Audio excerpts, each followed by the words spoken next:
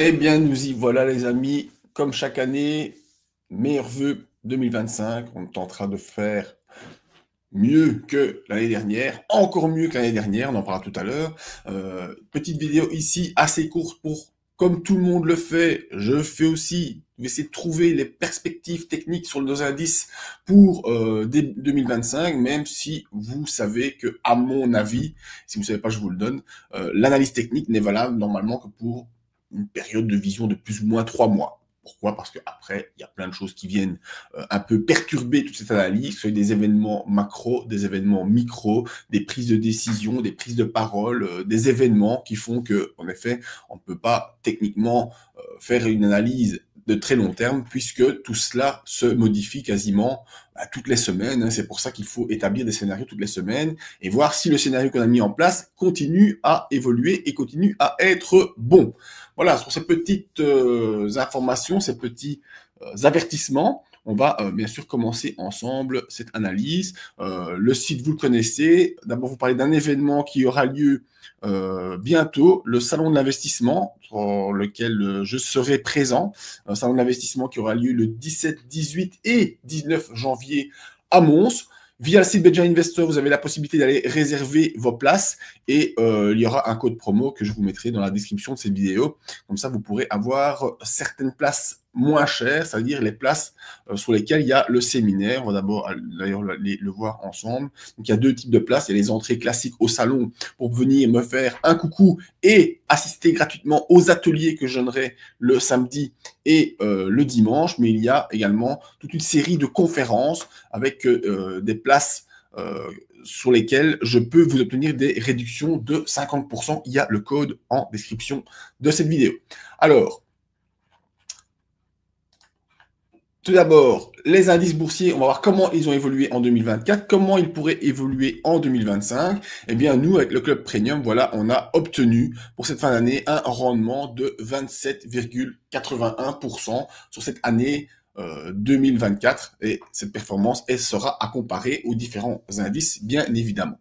Alors, on va commencer ensemble par, on va dire un peu le pire de tout ça, c'est-à-dire notre ami le CAC 40 qui, lui, malheureusement, vous voyez, n'a pas vraiment su très bien performer cette année 2024. Voilà, année 2024 qui a commencé ici. Je vous mets une petite ligne. Bien visualiser, c'est important. Cette année 2024, voilà, 1er janvier 2024, c'était ici. Et ça s'est terminé, voilà, ici.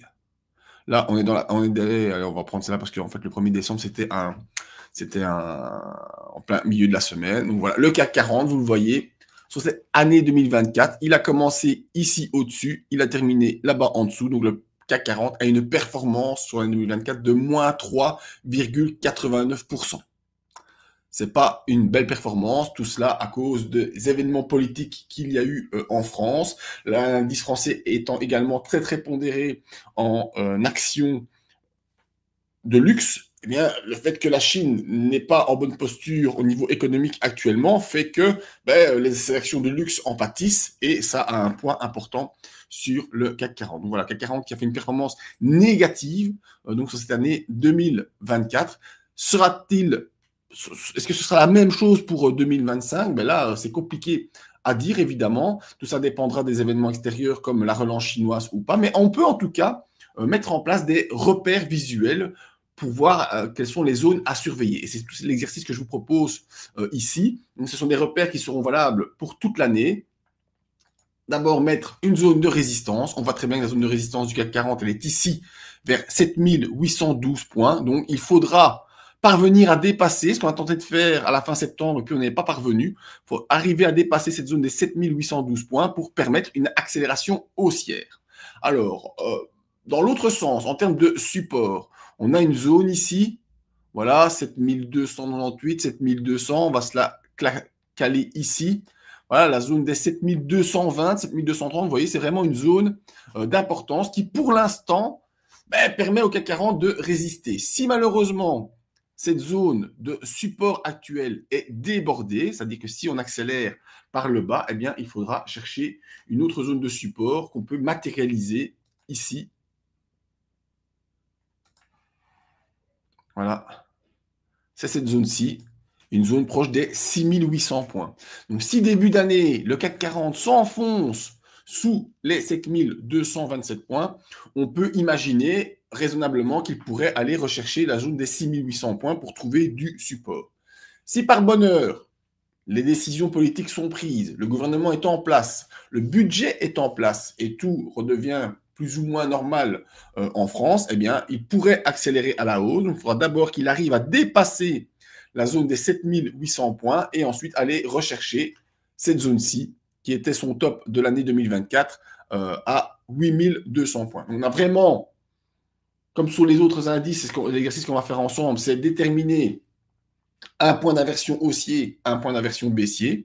Le point d'inversion baissier, c'est 7227 points, 7230 plus ou moins. Donc, si on a une bougie rouge hebdomadaire qui s'installe en dessous de ces 7227 points, on pourrait aller rechercher les 6800 points.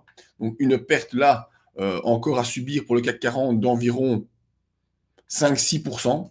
Et s'il parvient à accélérer vers le haut, eh bien, il devra aller rechercher son sommet supérieur à 8200 points. Alors, de manière générale, je pense que l'année boursière 2025 devrait être bonne.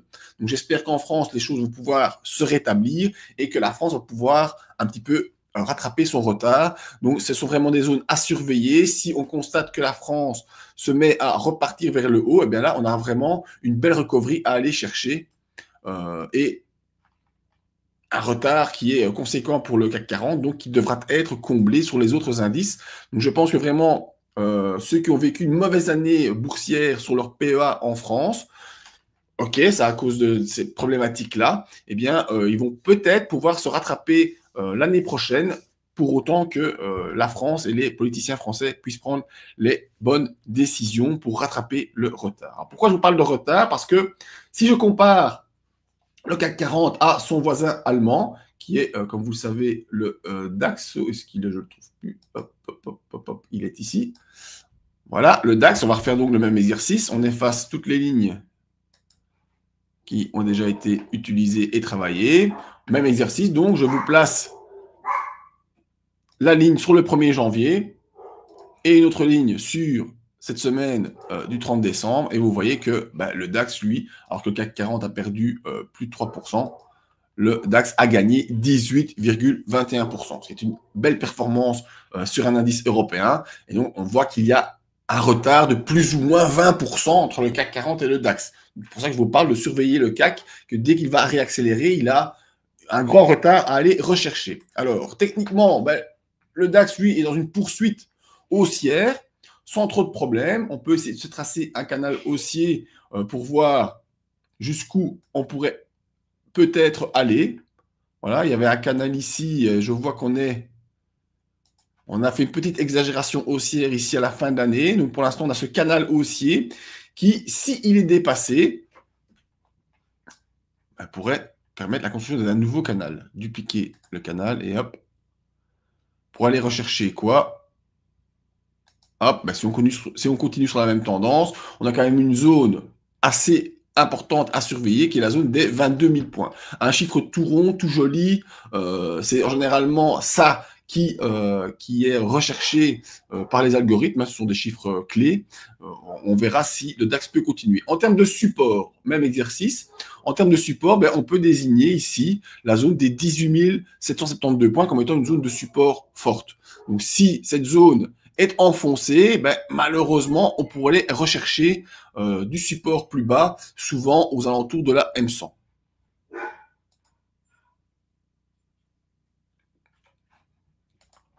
Voilà, ce support du DAX, 18 772 points, et un objectif pour l'année prochaine, 2025, d'aller chercher les 22 000 points. Il n'y a que 10% à aller chercher, voyant qu'il a déjà fait une belle progression cette année et que normalement, l'année boursière ne devrait pas être mauvaise dans son ensemble, même si on sait que la mise en place du gouvernement Trump et des sanctions qu'il va mettre en place, que ce soit pour les pays européens, mais également pour les pays asiatiques, c'est-à-dire qu'il va favoriser l'économie américaine en mettant des taxations, en favorisant vraiment l'économie américaine, ça va peser probablement sur l'économie européenne. C'est pour ça que le potentiel de hausse de l'année prochaine, si on arrive déjà à gagner 10% l'année prochaine, à mon avis, on sera déjà quand même pas mal content par rapport à cette évolution. Alors, par rapport aux autres indices, les indices américains, j'en ai déjà parlé, ils ont très très bien évolué cette année. On va effacer tout cela. Voilà, vous voyez, les indices américains. Ici, je suis sur le SP500.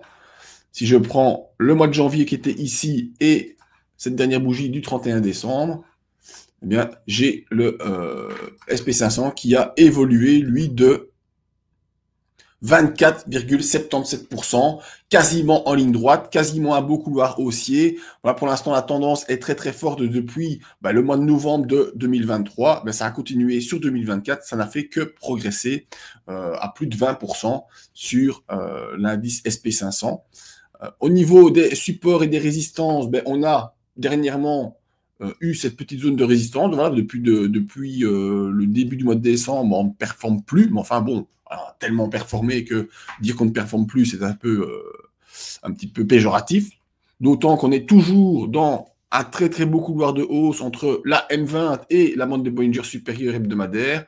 On voit vraiment bien, chaque fois qu'on est revenu sur cette M20, on a réaccéléré. Ici, on est venu sous la M20, mais on a réaccéléré directement. On n'a pas fait de clôture en dessous de la M20. Et tant qu'on reste là-dedans, on est tout bon. Là, pour l'instant, en support fort, je détecte cette zone-ci sur le SP500. Voilà, on en est proche, ok, les 5864 points. Si le SP500, pour raison XY, se met à baisser plus que de raison, il pourrait venir rechercher un support suivant ici, aux alentours des 5600 points, donc il y a 5% de perte. Et en termes de hausse, là c'est un peu compliqué de vous donner des objectifs. Pourquoi? Parce que on est sur des ATH. Techniquement, c'est compliqué vraiment de juger jusqu'où ça pourrait aller. On peut essayer de le faire par notre technique de Fibonacci en replaçant un Fibonacci sur cette zone-ci. Voilà, on voit qu'on a ici un point technique de résistance qui est proche des 6500 points, donc il y a une dizaine de pourcents là à aller chercher. Et voilà, si en 2025, on va chercher ces 10%, on pourra dire que c'est en fait une poursuite de l'impulsion haussière qui a commencé depuis 2022. Hein. Je vous rappelle quand même que ce SP500 ne fait que monter depuis un bon moment. Si j'essaie de tracer un canal, celui-là, il va être coupé. Donc, il faut que je mette ce canal-ci. Voilà. Voilà, dans un très beau canal haussier, même si on est au-dessus de ce canal haussier. Donc, il n'est pas exclu qu'on vienne chercher du support avant de réaccélérer.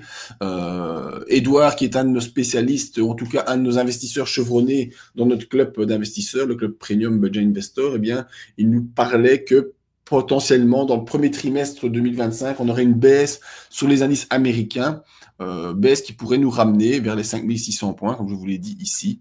Voilà, et ensuite pour réaccélérer. Donc le scénario privilégié au sein du club, c'est plutôt potentiel poursuite de la consolidation avant une réaccélération en direction des 6500 points.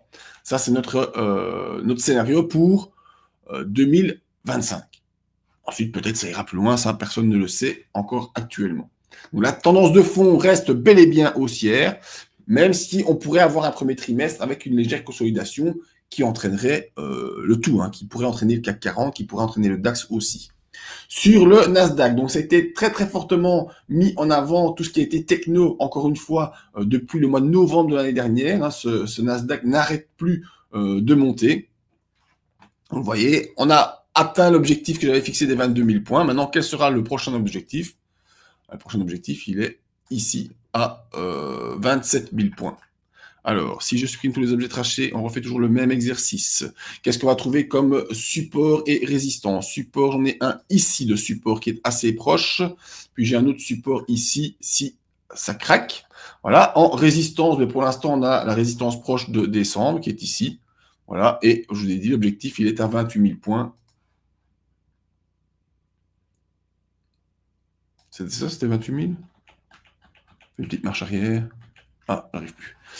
On retrace, c'est pas grave, les supports ici, un autre support là, s'il craque. Donc là, il y aurait 14% à perdre dans le premier trimestre potentiellement.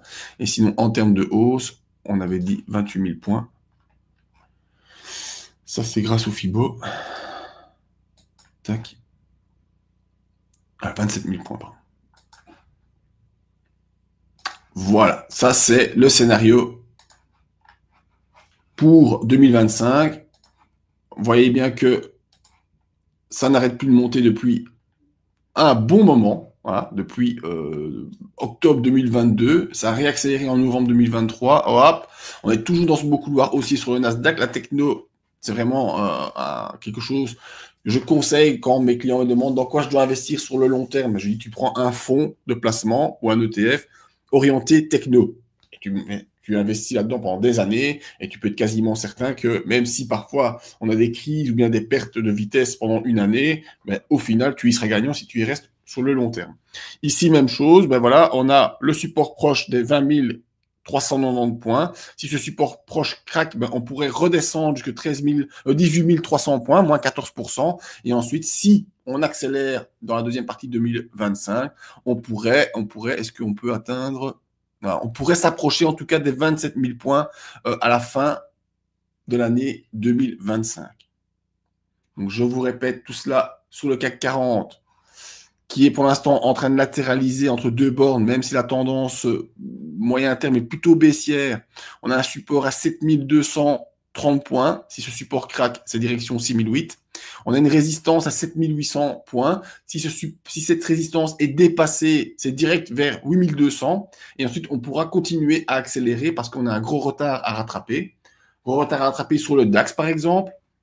Voilà, le DAX qui, lui, est toujours dans une phase haussière, qui a un beau support ici à 18 772 points et un objectif 2025 à 22 000 points tout rond, qui lui ferait gagner une dizaine de pourcents. Sur le SP500, je vous ai dit, la tendance est toujours haussière. On pourrait avoir une consolidation qui viendrait rechercher les 5 600 points si les 5 860 craquent. Et ensuite, on devrait accélérer pour un retour assez rapide vers la zone des 6 500 points. Donc aussi, 8% par rapport à aujourd'hui, mais si je prends par rapport à la potentielle consolidation qui devrait se présenter au premier trimestre, alors on a plus 14% à aller chercher sur le SP500 et le Nasdaq qui reste pour moi une des stars inconditionnelles des investissements que je fais encore en 2025, avec un nouveau secteur, les amis, qui est en train de s'ouvrir. On en parle déjà entre membres depuis quelques semaines. Le secteur de... je ne sais plus, j'ai oublié. Le secteur des ordinateurs quantiques qui va, à notre avis, révolutionner un peu l'intelligence artificielle et lui permettre vraiment de prendre un essor énorme. Donc voilà, c'est un secteur qu'on va jouer dans le club premium. Ici, le Nasdaq, toujours en phase haussière depuis 2022, zone de support à 20 400 points. Si ce zone de support craque pour une raison XY, ben, on a les 18 300 en dessous qui ferait perdre 14%, mais l'objectif 2025 est d'aller rechercher la zone des 27 000 points sur le Nasdaq, donc potentiellement par rapport au top de 2024, il y aurait 2025 ben, encore un potentiel d'une vingtaine de pourcents à aller chercher sur le Nasdaq. Voilà, ces perspectives techniques feront l'objet de mises à jour hebdomadaires, toutes les vidéos que je ferai bien sûr tous les samedis matins en live. Ici, c'est un enregistrement. Vous pouvez poser vos questions en dessous de cette vidéo, j'y répondrai. Et en description de la vidéo, il y a aussi plein de choses qui pourraient vous intéresser et notamment vous inscrire à la newsletter, rejoindre le club premium pour venir performer avec nous, les lives sur YouTube bien entendu et aussi ce fameux salon d'investissement qui se déroule, je le rappelle, le 17, 18 et 19 janvier. Toutes les infos en description. Voilà, merci à tous et rendez-vous en live le samedi. C'est samedi combien là? 13, 12, quelque chose comme ça. À bientôt.